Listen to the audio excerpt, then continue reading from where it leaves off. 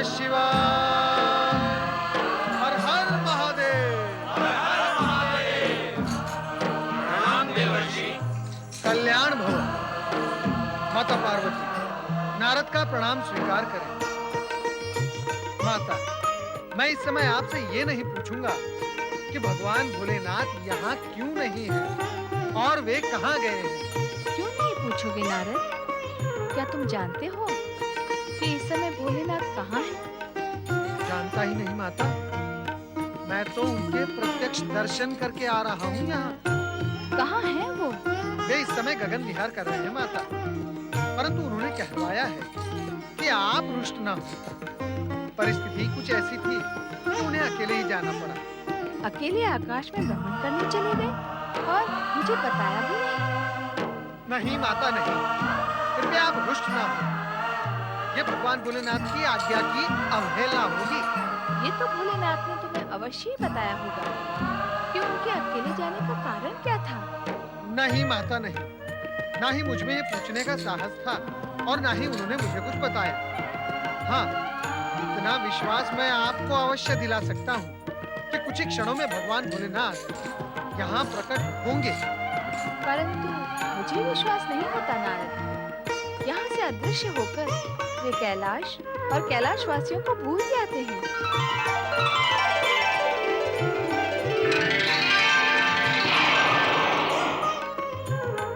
हम किसी को नहीं भूलते देवी, और फिर तुम्हें भूलने का तो प्रश्न ही नहीं उठता। ये बात सारा जगत जानता है कि शक्ति स्वरूपनी पार्वती सदा हमारे पास है। बातें ना बनाएं स्वामी, ये बताएं आप अकेले कहाँ गए थे? आज हमें अकेले ही सृष्टि का अवलोकन करने की इच्छा हुई। हम ये प्रत्यक्ष देखना चाहते थे कि हमारी भक्ति का दिखावा करने वाले भक्तों की भक्ति कितनी सच्ची है। मैं आपके साथ होती तो क्या आप ये कार्य नहीं कर सकते थे? नहीं, क्योंकि हमारा ध्यान तुम्हारी भावनाओं के उतार चढ़ाव पर होता है। यदि मेरी भावनाओं के उतार चढ़ाव पर आपका ध्यान होता तो आप मुझे अकेले छोड़कर जाते ही नहीं। नारायण नारायण। भोलेनाथ, जब आप यहाँ आ ही गए हैं तो कृपया इस वाद विवाद के उतार चढ़ाव का आप अंत करें। हमारी बात अभी पूरी नहीं हुई ना। और क्या बताना शेष रह गया स्वामी? तुम हमारे और अपने भक्तों को देखकर बहुत भावुक हो जाती हो। इससे भक्तों की भक्ति के मूल्यांकन में बाधा आती। यही कारण है कि आज हम अकेले ही चले गए। हमें आशा है कि हमारे स्पष्टीकरण से तुम्हारा रोष अवश्य ही शांत हुआ होगा। ओम नमः शिवाय, ओम नमः शिवाय, ओम नमः शिवाय, ओम नमः शिवाय, ओम नमः शिवाय, ओम नमः शिवाय, ओम नमः शिवाय, ओम नमः शिवाय, ओम नमः शिवाय, ओम नमः शिवाय। पति परमेश्वराय नमो नमः। भोलेनाथ, इस बार आपने अपने किस भक्त की सच्ची भक्ति का मूल्यांकन किया है? हमारे एक भक्त राजगुरु धुर्जटी। गुरजटी, ये तो आपका ही एक नाम है भोलेनाथ। क्या गुरजटी ने भक्ति के साथ साथ आपके नाम को भी अंगीकार कर लिया है? संभवतः उन्होंने ये नाम इसलिए अंगीकार किया है कि उन्हें नित्य ही हमारा स्मरण होता है। ये तो उत्तम बात है भोलेनाथ, किंतु आपने गुरजटी की भक्ति की सत्यता के विषय में कुछ नहीं बताया। हम जान गए हैं कि राजगुरु धुर्जटी अपनी शिव भक्ति के सहारे अपने कई कार्य एक साथ सिद्ध करना चाहते हैं। नारायण नारायण। भक्तों के कार्य सिद्ध हो, क्या इससे आपको कोई प्रसन्नता नहीं होती भोलेनाथ? माता, आप ही कुछ बोले। इस समय मेरे बोलने की कोई आवश्यकता नहीं है नारद। तुम वही पूछ रहे हो जिसे जानने के लिए मैं इच्छुक हूँ। ये सुनकर मैं धन्य हुआ माता। मेरे और आपके विचार इतने मिलते हैं, ये मैं स्वयं नहीं जानता था। नारद के विचारों से समानता करोगी तो कष्ट में पड़ जाओगी देवी। तुम अपने प्रश्न स्वयं करो। आपके इस पाखंडी भक्त धुर्जटी में मेरी कोई रुचि नहीं है स्वामी। अब मुझे आज्ञा दें। अर्थात तुम्हारे मन में हमारे प्रति थोड़ा सा रोष अब भी शेष है। भोलेनाथ, माता पार्वती आपसे अधिक समय तक रुष्ट नहीं रह सकती।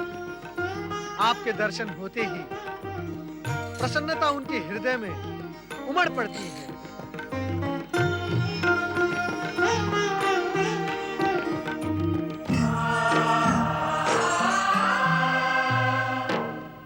नारद, हम धुर्जटी को यह ज्ञात कराना आवश्यक समझते हैं कि न्याय, नीति और सत्य पर चलने वाले शिव भक्तों की ही हम सहायता करते हैं, क्रोध और अहंकार से भरे प्रपंची की नहीं। नारायण नारायण, आश्चर्य है, राजगुरु होने के पश्चात भी धुर्जटी इतने महत्वपूर्ण सत्य को नहीं समझ सके। धुर्जटी ज्ञानी अवश्य है, परंतु ज्ञानी होने के साथ अहंकारी भी है। नारद, इस कार्य में तुम हमारी सहायता कर सकते हो। मैं भोलेनाथ, मैं तो आपका एक तुच्छ भक्त हूँ, भला मैं क्या आपकी सहायता कर सकता हूँ? इसे अपनी चतुराई और योग्यता की परीक्षा समझो नारद। तुम एक ब्रह्मचारी का रूप धारण कर धुर्जटी के आश्रम जाओ और उसकी भक्ति और नीति की ढाल लो। जो आज्ञा भोलेनाथ। आपने मुझे इतना महत्वपूर्ण कार्य सौंपकर मुझ पर बहुत बड़ी कृपा की है। अब मुझे स्वयं अपनी योग्यता का पता चल ही जाएगा। ओम नमः शिवाय। विश्वासघात। इसका अर्थ ये हो कि महाराज वज्रसेन को हमारे आदेश का पालन करना स्वीकार नहीं। राजगुरु, उन्होंने निवेदन किया है कि अब इस शत्रुता का समाप्त हो जाना आवश्यक है।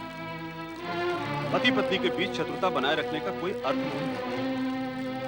महामंत्री सुदंत, आपको यह भली भांति ज्ञात है कि हमने वज्रसेन और सुमति का विवाह प्रतिशोध लेने के लिए स्वीकृत किया था, पति पत्नी के प्रेम में डूब जाने के लिए नहीं। गुरुदेव, यह सत्य है कि उन दोनों के बीच अब कोई मनमुटाव नहीं है। महारानी सुमति अब तो गर्भवती भी हो गई। क्या तुम सत्य कह रहे हो महामंत्री सुदंत? स्वयं राजवैद्य जी ने इस बात की पुष्टि की है गुरुदेव। मैं भी यही निवेदन करूंगा कि शत्रुता के इस अध्याय को यहीं समाप्त कर दीजिए। महामंत्री सुदंत, ऐसा प्रतीत होता है कि शत्रुता समाप्त कराने के षड्यंत्र में आप सब हमारे विरुद्ध हो गए हैं। यदि आपको अपमानित नहीं होना है तो तुरंत यहां से चले जाओ। अब हम इस विषय में एक शब्द भी नहीं सुनेंगे।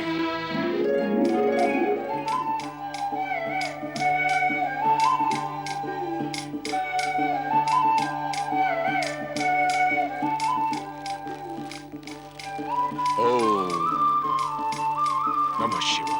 नारायण नारायण नारायण नारायण। ओम नमः शिवाय। हे शिव शंकर, जिस उद्देश्य से मैंने दशारण देश के युवराज वज्रसेन को अपना शिष्य बनाया था, वो अधूरा ही रह गया। सुमति को अपनी पत्नी के रूप में पाकर वो अपने उद्देश्य से भटक गया। भोलेनाथ, वज्रसेन के मन में सुमति के प्रति द्वेष और घृणा उत्पन्न करे। शिव शंकर, एक बार फिर उसके मन में प्रतिशोध की भावना जागृत करे। हे भक्त वत्सल, मेरी प्रार्थना स्वीकार करें। मेरे मन की आग को शांत करें, अन्यथा मैं यूं ही प्रतिशोध की आग में तपता रहूंगा। ओम नमः शिवाय। ओम नमः शिवाय। ओम नमः शिवाय। ओम नमः शिवाय। ओम नमः शिवाय। गुरुदेव, आपके दर्शन पाकर मेरा जीवन सफल हुआ। मैं धन्य हुआ। कौन हो तुम? गुरुदेव, मैं एक बाल ब्रह्मचारी हूँ। आपका शिष्य बनने के लिए दूर देश से यहाँ आया हूँ। चले जाओ यहाँ से। तुम हमारे शिष्य नहीं बन सकते। हे महाज्ञानी, आप पूरी योग्यता से मेरी योग्यता की परीक्षा ले लें। मैं आपका सर्वश्रेष्ठ शिष्य सिद्ध हो सकता हूँ।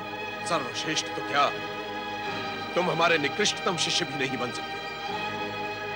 जो मूर्ख भक्ति में बाधा डालकर विवेकहीन हो गया हो, वो हमारा शिष्य कदापि नहीं हो सकता। हम फिर कहते हैं, चले जाओ यहाँ से। हमारी शिव भक्ति में बाधा मत डालो।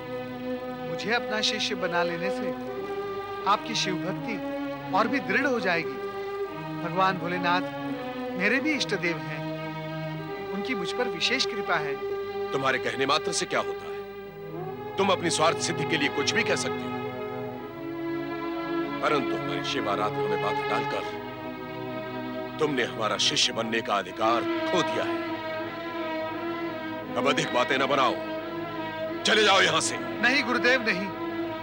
गुरुदेव, मैं तब तक आपके चरण नहीं छोड़ूंगा जब तक आप मुझे शिष्य के रूप में स्वीकार नहीं कर लेते। गुरुदेव, आप मेरी प्रार्थना अस्वीकार कर मेरे हृदय को छिन्न भिन्न न करें। मुझ पर कृपा करें गुरुदेव। गुरुदेव, मैंने आपको मन ही मन अपना गुरु स्वीकार कर लिया है। यदि आप इसी समय मुझे शिष्य की दीक्षा नहीं देंगे तो मैं भगवान भोलेनाथ का नाम स्मरण कर यहीं पर अपने प्राण त्याग दूंगा। गुरुदेव, ऐसा हठी ब्रह्मचारी हमने आज तक नहीं देखा। ठीक है, हमें सोचने का समय दो। हमें परखने दो कि तुम हमारे शिष्य बनने योग्य हो भी या नहीं। गुरुदेव, मैंने आपसे पहले ही निवेदन किया है कि मैं कठोर से कठोर परीक्षा देने के लिए तत्पर हूं। यदि आप मुझे प्राण देने के लिए कहें तो मैं अवश्य दूंगा, परंतु आपको मुझे दुर्जटी शिष्य की उपाधि अवश्य प्रदान करनी होगी। कृपया आप मुझे दुर्जटी शिष्य के रूप में दीक्षित करें। तुम बाल ब्रह्मचारी हो ये तो हम जान गए, किंतु तुमने अपना पूर्ण परिचय नहीं दिया। तुम्हारे पिता का नाम क्या है? मेरे पिता का नाम है ब्रह्मदेव। माता का? माता शारदा। कुल कौन सा है तुम्हारा? नारदीय। और गोत्र? ब्रह्म गोत्र है मेरा।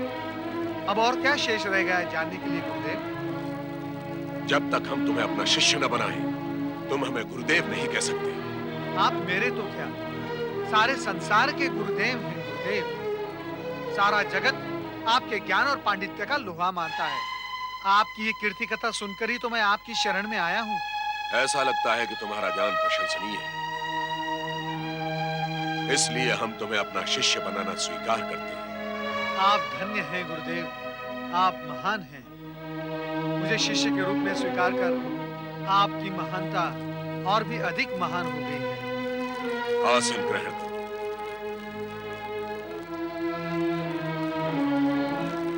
अब शिवलिंग के समक्ष ध्यान कर प्रतिज्ञा कर, हम इसी समय तुम्हें अपना शिष्य बनाएंगे। अपना नाम लेकर कहो। मैं गुरु धूर्जटि को अपने गुरु के रूप में सम्मान पूर्वक स्वीकार करता हूं। मैं बाल ब्रह्मचारी शिवशरण गुरु धूर्जटि को अपने महान गुरु के रूप में स्वीकार करता हूं और इसके लिए मैं इनका अति कृतज्ञ हूं।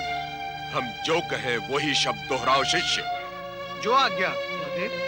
मैं गुरु धूर्जटि के शिष्य के रूप में उनकी हर आज्ञा का पालन करूंगा और उनकी सेवा ही मेरे जीवन का व्रत है। मैं गुरु धूर्जटि के शिष्य के रूप में उनकी प्रत्येक आज्ञा का पालन करूंगा और उनकी सेवा ही मेरे जीवन का व्रत है। गुरु के रोष को मैं उनका प्रसाद समझूंगा और उनके प्रति प्रामाणिक रहकर किसी अन्य व्यक्ति को मैं अपना गुरु नहीं बनाऊंगा। मैं गुरु के रोष को उनका प्रसाद समझूंगा और उनके प्रति प्रामाणिक रहकर किसी भी अन्य व्यक्ति को अपना गुरु नहीं बनाऊंगा। जय गुरुदेव। गुरुदेव, कृपया कर आप मुझे आशीर्वाद दें कि मैं योग्य धूर्जटि शिष्य बन सकूं। हम तुम्हें आशीर्वाद देते हैं प्रिय शिष्य कि तुम असाधारण रिद्धि सिद्धि को प्राप्त करो और गुणगान से संपन्न होकर अपने गुरुदेव का यश दिग दिगंत तक फैलाओ। धन्य है गुरुदेव आप, धन्य है। ओम नमः शिवाय।